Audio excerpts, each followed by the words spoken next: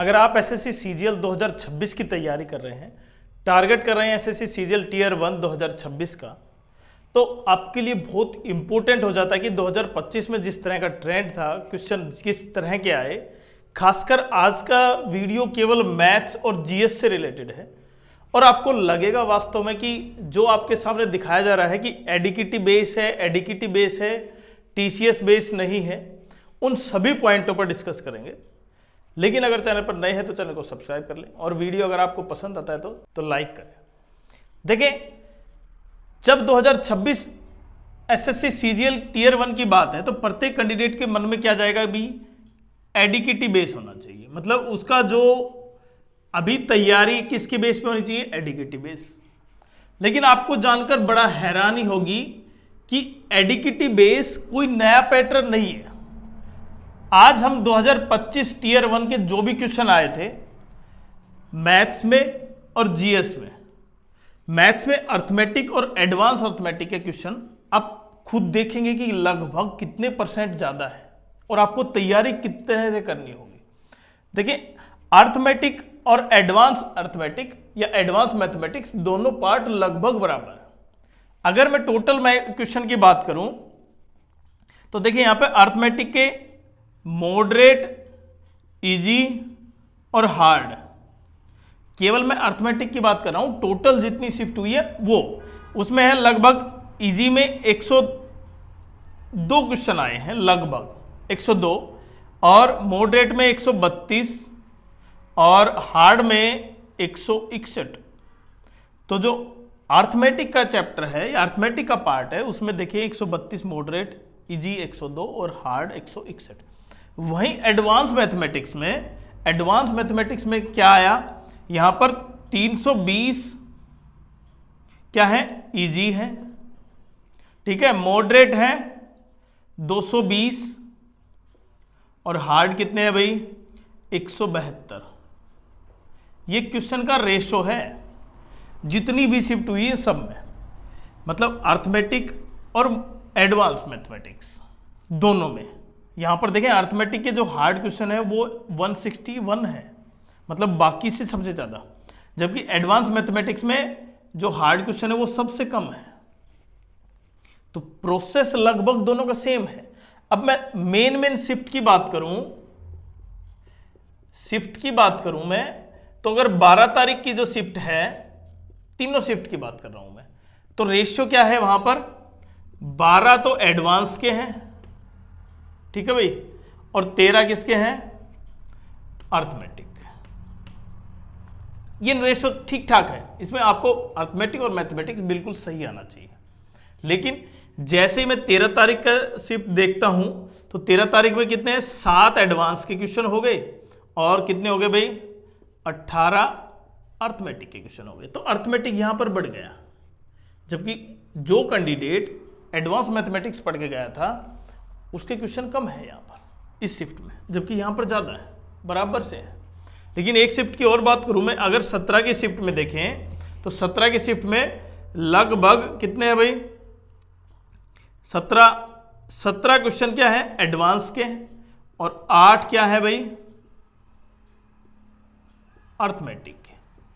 और उसके बाद ये जो डाटा है यहां पर एडवांस मैथमेटिक्स का वो बढ़ता जाता है, अर्थमेटिक का क्या हो रहा है भाई, कम हो रहा है। मतलब जनरली जो बच्चे अर्थमेटिक की तैयारी करते हैं वो एडवांस मैथमेटिक्स का क्वेश्चन नहीं कर पा रहे, और कहीं ना कहीं सबसे बड़ा डाटा यही था। जो ये 25 क्वेश्चन हैं, देखिए इसमें 3 तरह के कैंडिडेट थे। एक वो कैंडिडेट जो 17 और 18 पर जाकर रुके, क्योंकि जिसने टीयर 1 क्वालिफाई किया है तो इसका मतलब अच्छी तैयारी है। दूसरा कैंडिडेट वो है जो 20 के आसपास रुका, और एक कैंडिडेट वो 20 से 24 तक पहुंच गया। तो यहां पर देखें ये जो डिफरेंस है, यहां पर लगभग 8 क्वेश्चन, यहां पर कितने क्वेश्चन भाई, 4 क्वेश्चन, और एक क्वेश्चन 2 मार्क्स का है टीयर 1 में। तो आप समझ पा रहे हैं कि 4 क्वेश्चन कितने के हो गए, 8 मार्क्स। और कट ऑफ में ट्रेंड में ये आपको पता चला कि 2024 में जो कट ऑफ यूआर की 153 थी टीयर 1 की, 2025 में क्या हो गया भाई, 137 ही गई। कारण क्या हुआ, ये 16 नंबर किसके माइनस हुए भाई, देखिए 16 नंबर। लेकिन मेन पॉइंट ये है कि यहां पर अब जो बच्चे जो नए कैंडिडेट हैं, मतलब जो पहली बार एग्जाम देंगे, और वो कैंडिडेट जिसका पेपर अच्छा नहीं हुआ, अब की बार कुछ कारण रह गए थे, तो क्या वो एडिक्टिव बेस जाएंगे? बिल्कुल नहीं। क्वेश्चन क्या है, एडिक्टिव बेस का अर्थ ये नहीं है कि क्वेश्चन अलग आ रहे हैं, ऐसा बिल्कुल नहीं है। टीसीएस का मतलब ये नहीं है कि टीसीएस ने ही सारे क्वेश्चन बनाए हैं। मैथमेटिक्स के क्वेश्चन ऑपरेशन ही तो है, आपको ऑपरेशन चेक करना है। तो अगर ये मान रहे हैं कि आपको कोई बुक बेच रहा है कि टीसीएस बेस है या एडिक्टिव बेस है, ऐसा बिल्कुल नहीं है। तो आपके जो माइंड में ये जो मिथ है कि अब की बार केवल एडिक्टिव बेस बुक ही चलेगी, ऐसा बिल्कुल नहीं है। आपने देखा यहां पर अर्थमेटिक का और एडवांस अर्थमेटिक या एडवांस मैथमेटिक्स का कितना पार्ट यहां पर आ रहा है। मतलब जनरली एडवांस मैथमेटिक्स ज़्यादा है किससे, अर्थमेटिक्स। अब आपको तैयारी कैसे करनी होगी फिर, आपको अर्थमेटिक के तो चैप्टर करना ही है, साथ साथ अर्थमेटिक को कंबाइन करना है एडवांस मैथमेटिक्स में। जैसे अभी आपका चैप्टर है परसेंटेज, ठीक है, उसी को काउंट कर लेते हैं प्रॉफिट और लॉस, और उसी में डिस्काउंट। तो जब ये तीन चैप्टर एक साथ पढ़ेंगे आप, तो दैट इज कॉल्ड एडवांस। और एडवांस का आपका प्रैक्टिस बहुत जरूरी है। कॉन्सेप्ट तो है ही आपका, लेकिन प्रैक्टिस भी बहुत जरूरी है, क्योंकि जैसे आपने ये तीन चैप्टर यहां पर कंबाइन किए, अगर इस तरह चैप्टर कंप्लीट करेंगे तो मुश्किल से 8 से 9 चैप्टर ही बनेंगे कंप्लीट आपका पूरा मैथमेटिक्स का। तो पहला तो क्लियरली ये है। अब मैं चैप्टर वाइज भी बात करता हूं। देखिए चैप्टर वाइज की बात करें, सबसे इंपॉर्टेंट कि किस चैप्टर से कितने क्वेश्चन आए हैं, तो यहां पर देख सकते हैं।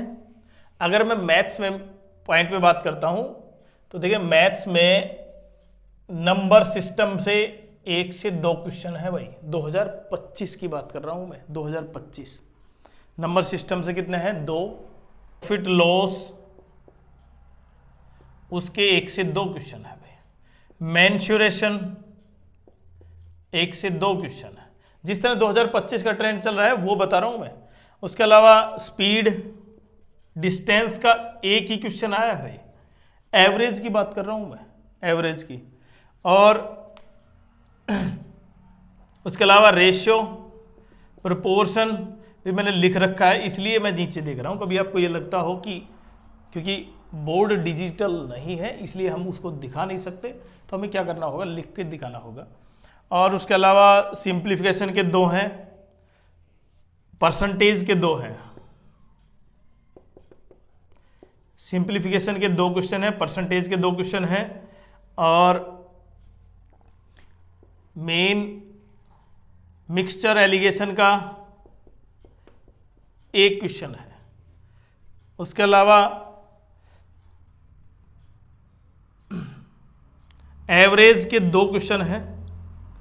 तो ये जो मेन चैप्टर, देखें मैंने पूरा डिटेल से नहीं बताया आपको यहाँ पर ये किस चैप्टर के कितने हैं। अगर आपने कंप्लीट डिटेल देखनी है कि किस चैप्टर से कौन सा है, तो आप देख सकते हैं टेलीग्राम चैनल पर। अगर आपने ज्वाइन नहीं किया तो उसका लिंक हमने डिस्क्रिप्शन में डाल रखा है। तो मेन पॉइंट ये है कि अभी आपको फोकस करना है एडवांस मैथमेटिक्स, और एडवांस मैथमेटिक्स तब होगा जब आपका अर्थमेटिक क्लियर होगा, और उसको एडवांस में कन्वर्ट करने के लिए आपको प्रैक्टिस जरूरत है, ठीक है। एक्स्ट्रा केवल आपको बुक लगेगी, उसके अलावा आपको कोई समझने की जरूरत नहीं है एक्स्ट्रा, क्योंकि आपने पढ़ चुके हैं वो क्लियर। अब मैं मेन पॉइंट पे आऊं, दूसरा जीके। ये 2 सेक्शन है ना, हर एग्जाम में बहुत इंपॉर्टेंट है। देखिए जीके जीएस में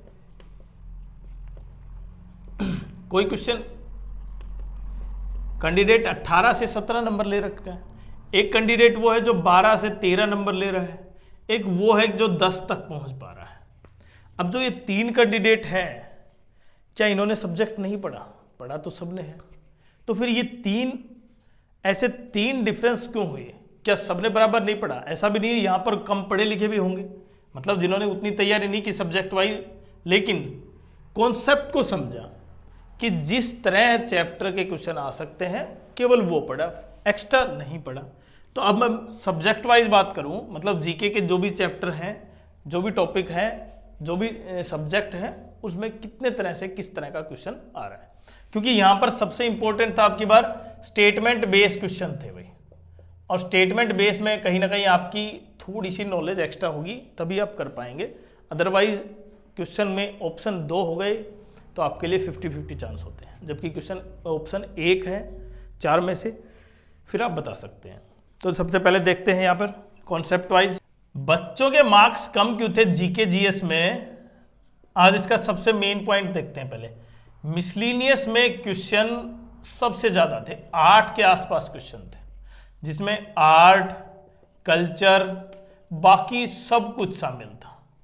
तो ये जो 8 क्वेश्चन थे, इनमें से बहुत से बच्चों को क्वेश्चन नहीं आ पाए, और जो सबसे कम रेशियो आया ना, मतलब वेटेज सबसे कम रही, जो सब्जेक्ट मेन माने जाते थे पहले एसएससी एग्जाम्स में, वो क्या कहते भाई, हिस्ट्री, ज्योग्राफी, इकोनॉमी, इनके मार्क्स, इनके क्वेश्चन बहुत कम है। हिस्ट्री का 1 से 2 क्वेश्चन आए भाई, ज्योग्राफी 1 से 2 क्वेश्चन है, इकोनॉमी 1 से 2 क्वेश्चन है। ये आप समझ पा रहे, जो सबसे ज्यादा पार्ट था वो। उसके अलावा करंट अफेयर्स में 5 से 7 क्वेश्चन है, और करंट अफेयर्स को आप कितना भी पढ़ लें, हो सकता है आप 2 क्वेश्चन या 3 क्वेश्चन मैक्सिमम कर पाए, क्योंकि करंट अफेयर्स उस टाइप से पूछा जा सकता है जो आप सोच नहीं सकते, ठीक है। लेकिन जो पॉलिटी है वो 5 से 7 क्वेश्चन थे। जो थर्ड सबसे ज्यादा वेटेज चैप्टर था वो ये था भाई, देखिए 5 से 7, 5 से 7, 8 के आसपास क्वेश्चन मिसलेनियस के थे। ये तो क्वेश्चन, अब बच्चों के सबसे बड़ा जो मिथ है वो कि स्टेटमेंट बेस्ड क्वेश्चन है, और क्योंकि एडिकिटी है तो एडिकिटी पता नहीं किस तरह पूछ ले। लेकिन मेन पॉइंट तो ये भी है ना, देखिए ये तो जब आप ग्रेजुएशन कर रखी है, कंप्लीट है, तो इतनी नॉलेज प्रत्येक बच्चे को है कि किस तरह के क्वेश्चन आ रहे हैं, लेकिन आपको थोड़ा सा उसको डेप्थ में सोचने की जरूरत है कि क्या इतने क्वेश्चन जिसमें 4 ऑप्शन हैं, अगर एक ही क्वेश्चन है और उसके 4 ऑप्शन तो आप टिक कर सकते हैं, लेकिन यहाँ पर क्वेश्चन के 2 स्टेटमेंट हैं और फिर 4 ऑप्शन हैं, तो क्वेश्चन आपके लिए प्रोबेबिलिटी हाई रह जाती है, कहीं ना कहीं गलती होने के चांसेस ज़्यादा होते हैं। तो आपको तैयारी इस तरह से करनी है कि आपको ये नहीं समझना है कि एडिकिटी बेस है तो इसका मतलब पैटर्न बदलाव है, नहीं। अगर आपको ये कहकर कोई बुक बेच भी रहा है, कोर्स बेच रहा है कि एडिकिटी बेस है, ये है वो है, ऐसा कुछ नहीं है। एग्जाम लेवल पेपर क्या कोई चीज नहीं है, आप तो देख भी सकते हैं, क्योंकि आपने पेपर दिया, बस केवल क्वेश्चन पूछने का तरीका बदला, उससे आप क्वेश्चन क्या नहीं कर पाए, उतना क्वेश्चन अटेम्प्ट नहीं कर पाए। अभी एक क्वेश्चन है 25, मानो मैथ्स के ही हैं, अगर मैं इसमें कैलकुलेटिव दे देता हूं तो क्या आप 25 तक पहुंच पाएंगे? सारे क्वेश्चन कैलकुलेटिव दे देते हैं, 25 तक नहीं पहुंच पाएंगे। अगर मैंने 25 में से 10 कैलकुलेटिव दे दिए तो आप 18 तक पहुंच जाएंगे, और मैंने 15 कैलकुलेटिव दे दिए तो आप मुश्किल से 15 क्वेश्चन पूछेंगे, पहुंच पाएंगे। तो ये डिटेल मेन पॉइंट किस पर डिटेल करता है कि आप किस तरह से पेपर को कर रहे हैं और किस तरह का पेपर आया है। तो ये नहीं समझना है कि केवल एडिकिटी बेस है, टीसीएस भी उतना ही इंपॉर्टेंट है, जो पेपर में क्वेश्चन आए हुए हैं पहले वो भी उतने इंपॉर्टेंट है, और जो आएंगे वो भी उतने इंपॉर्टेंट है। बस कोई चेंजेस नहीं है, आपको केवल तैयारी उस तरीके से करनी है जिस तरह हमने बताया। अब बच्चा देखें उसका इंग्लिश का और रीजनिंग का तो नेक्स्ट वीडियो में लेके आते हैं। बाकी वीडियो आपके लिए कैसा लगा, आप चैनल को सब्सक्राइब जरूर करें।